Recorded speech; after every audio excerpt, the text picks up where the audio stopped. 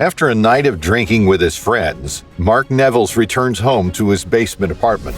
As soon as he opens the front door, he feels something is wrong. One of his pet python's cage was open, and the snake was nowhere to be found. The next moment, he feels a sharp pain in his leg. Hit like and subscribe. This is Fierce. 28-year-old Mark Nevilles was an avid reptile enthusiast. He had 3 pet snakes at home, including a 9-foot Burmese python, his favorite.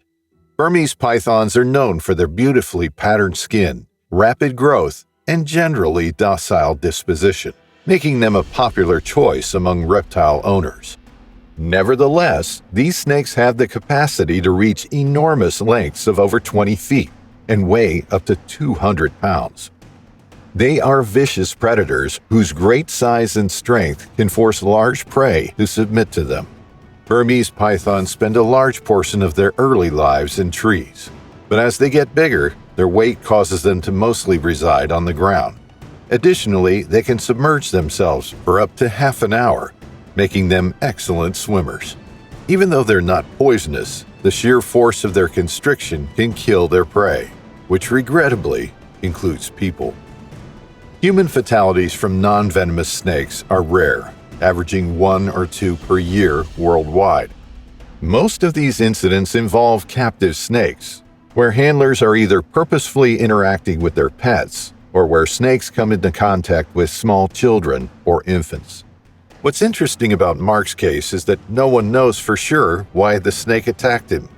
In fact, there are 2 possible reasons. According to experts that handled Neville's case, Yasser the python may have been frightened by Nevilles somehow and was acting defensively, or it smelled the scent of a cat Nevilles had petted earlier in the evening. It might also be possible that because of Mark's inebriated state, the noises he made while stumbling through his apartment startled the snake. But let's get back to that fateful day. He made plans to go to a friend's house for some drinks. Others would join them, so it was bound to be quite the party. The alcohol and music made the hours pass like minutes for Mark, so he suddenly realized it was 2 a.m. and probably time to go home. He said goodbye to his friends, petted his friend's cat, and went straight home to his modest apartment. Returning home, Nevilles engaged in his usual routine of checking on his pets. 2 of his snakes were securely housed in their enclosures, but as he approached the 3rd cage, his heart sank. It was empty. Panic set in as Nevilles realized his prized Burmese python Yasser was missing. Mark's apartment wasn't that big. There weren't a lot of places a 9-foot python could have hidden, but it was still quite the challenge for the 28-year-old to find his dear pet. Actually, it appears the snake found Mark first. In the darkness that engulfed the apartment, the snake heard its owner stumbling around, exuding a rather interesting smell, that of a cat. It might have been a combination of the 2 that urged the snake to do what it did next. The snake approached its unsuspecting victim and, driven by instinct, wrapped its fangs around his ankle in a ferocious bite. Mark let out a scream and started to shake his leg in order to get the snake off of him. The bite site was pulsing with pain, so he applied some pressure with his hands. In just a few seconds, the python started to coil around Mark's legs, squeezing him with incredible force. The initial bite was not intended to kill, but to hold its prey in place while it began to coil. Burmese pythons kill through constriction, wrapping their powerful bodies around their prey and tightening their grip with each exhale, preventing the prey from inhaling again.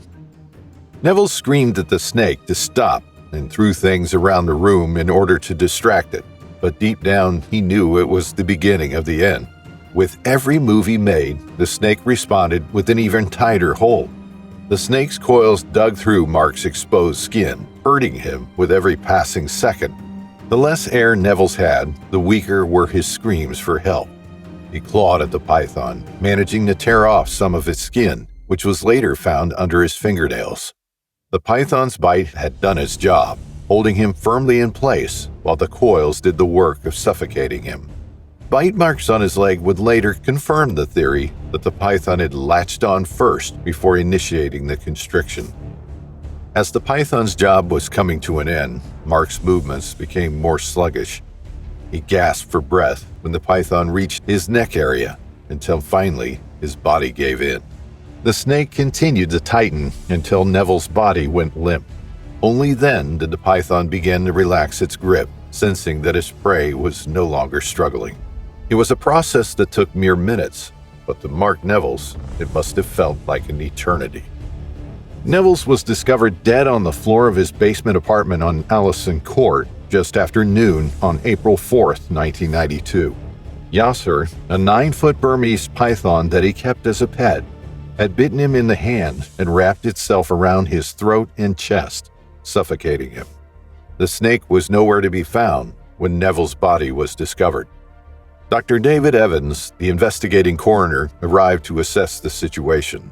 With over 1,500 cases under his belt, he had never encountered anything like this. The signs were unmistakable: bite marks, remnants of snakeskin, and the telltale pattern of asphyxiation by constriction. The empty cage confirmed his worst fears. Still, the snake was nowhere to be found. The authorities had to turn the heat off inside the semi-detached house for a day to draw Yasser out of hiding. They put a single light bulb near the snake's cage, and a day later, searchers found the reptile curled up underneath it. Following the coroner's inquest into Nevilles' death, the province was asked to implement licensing laws for exotic and potentially dangerous animals, and the federal government was asked to forbid the importation of exotic animals for sale to the general public as pets. Even after 21 years, Canada still lacks a uniform set of regulations pertaining to the ownership of exotic animals. To understand the magnitude of Mark's tragic death, we need to look at other similar cases. In the United States, all known constrictor snake fatalities have involved captive snakes. This highlights a critical point. These animals, while seemingly tame, retain their wild instincts and can become dangerous under certain conditions. Now, more than 30 years later, there are still unanswered questions surrounding Mark Nevilles' death. How did the python manage to open the cage and get out? Why did the snake attack its owner?